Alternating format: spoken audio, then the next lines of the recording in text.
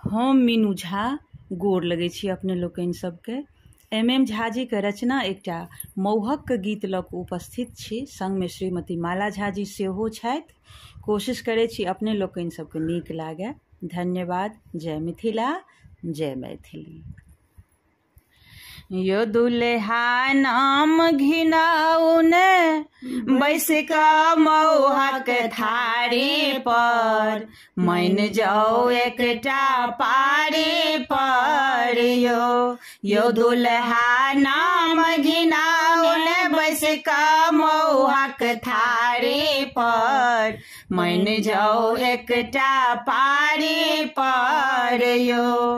ओए पारे में बड़का गुण, बाप के चलत तमाकुल चून। ओए पारे में बड़का गुण, बाप के चलत तमाकुल चून। यो बाप के चलत तमाकुल चून, बैस का घूमता गाम में, बैस का घूमता गाम में बिन डीजल के गाड़ी पर, मान जाओ एकटा पारी पर।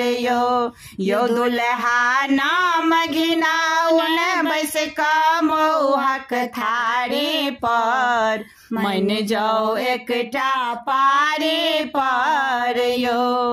ओए पारे में बड़का टैलेंट सिया देव नवका कोट पेंट। ओए पारे में बड़का टैलेंट सिया देत नवका कोट पेंट, सिया देत नवका कोट पेंट। जिंदगी चलत न कहियो, जिंदगी चलत न कहियो अहाँ के उधारी पर, मान जाओ एकटा पारे पर।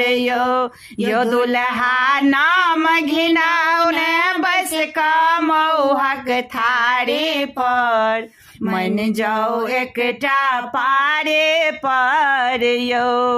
ओए पारे में बड़का जोगार सिया देत बहिन के सलवार। ओए पारे में बड़का जोगार सिया देत बहिन ले सलवार, सिया देत बहिन ले सलवार। माइयो छम छम करते, माइयो छम छम करते ललका पेड़ा सारे पर, मान जाओ एकटा पारे पर। यो दुल्हा नाम घिनाउन बैस कऽ मौहक थारे पर, मान जाओ एकटा पारी पर।